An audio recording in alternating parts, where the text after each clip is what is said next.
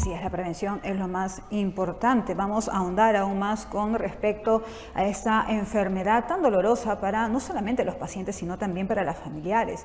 Vamos a conectarnos en estos momentos con el doctor Luis Torres, él es cirujano oncólogo, con quien queremos hablar precisamente sobre las etapas de esta enfermedad del cáncer. ¿Cómo está, doctor? Bienvenido a Visión Salud. ¿Qué tal? ¿Cómo está? Buenas tardes. Nuevamente, mucho gusto estar en su programa. Doctor, ¿cuáles son las etapas que tiene que pasar un paciente con cáncer? Bueno, el cáncer nosotros generalmente en el Perú lamentablemente lo encontramos casi en un 70% de los casos en grados avanzados. Uy. Esto es en estadio clínico 3 o estadio clínico 4, ¿no? Y a veces un término que lo utilizan de forma similar es etapa 3, etapa 4. Algunos también utilizan grado 3, grado 4, ¿no? Entonces, ¿a qué se refiere este grado o esta etapa, ¿no? Entonces, es importante nosotros para delimitar el diagnóstico del cáncer se realiza en la mayoría de tipos de cáncer con una biopsia. Entonces, nosotros tenemos o síntomas sospechosos o tenemos un examen de detección temprana, encontramos un hallazgo que nos da sospecha de que es o no un cáncer, tomamos la biopsia y así lo diagnosticamos. Entonces, una vez diagnosticado el cáncer, nosotros debemos saber hasta dónde se ha ido este cáncer, qué tan lejos se ha ido en el proceso de llamado metástasis. Algunos cánceres los encontramos ya metastásicos, es decir, que desde un punto inicial, por ejemplo la mama, ya se ha ido a una metástasis ganglionar en la axila, o se ha ido hacia el pulmón, se ha ido al cerebro, se ha ido al hígado, ¿no? Entonces, esto lo delimitamos con nosotros con la tomografía, ¿no? La tomografía es la que nos permite ver una tomografía de tórax, abdomen y pelvis, en algunos casos de cerebro también con contraste, nos permite saber si este cáncer está localizado, ¿no? En un órgano, vamos a llamarlo de etapa o estadio clínico 1. Si está en el órgano mismo, pero ya está un poco más grande, es un estadio clínico 2, en la mayoría de tipos de los cánceres.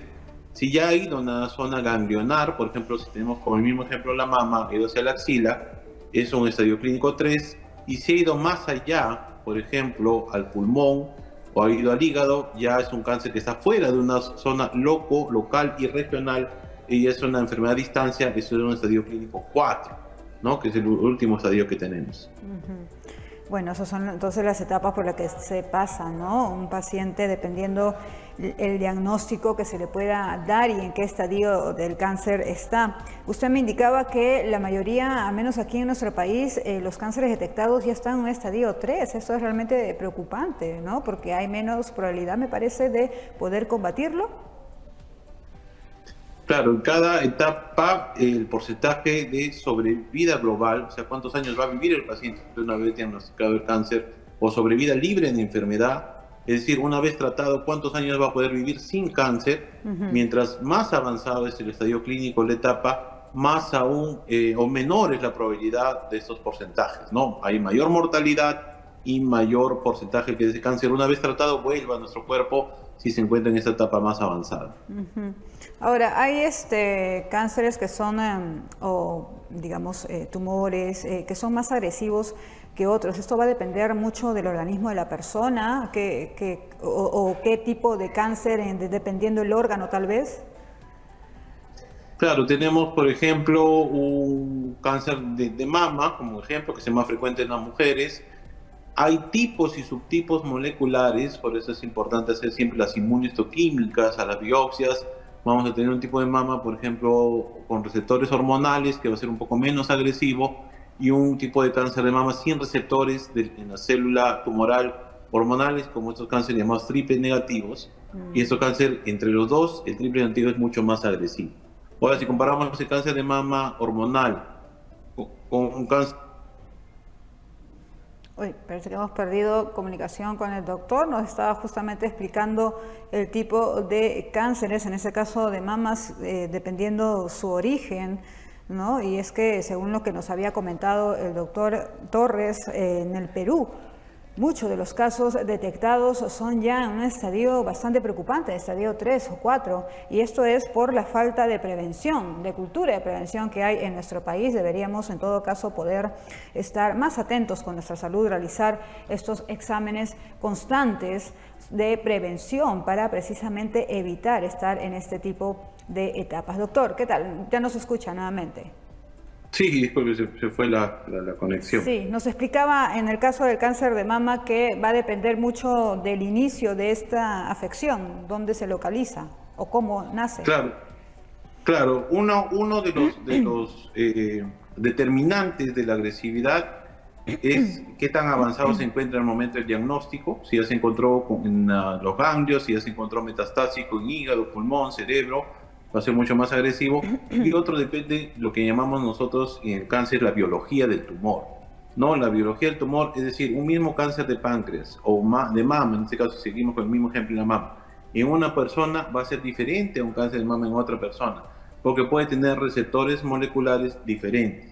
Entonces, como hemos mencionado, los cánceres hormonales en la mama, por ejemplo, son mucho menos agresivos que un triple negativo que no tiene receptores hormonales, ¿no?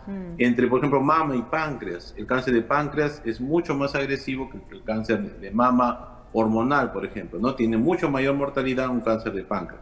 O sea, el tipo, el subtipo y la biología propia del tumor, ese comportamiento de la célula tumoral en sí, va a determinar uno de los factores determinantes de la agresividad del cáncer en general, ¿no?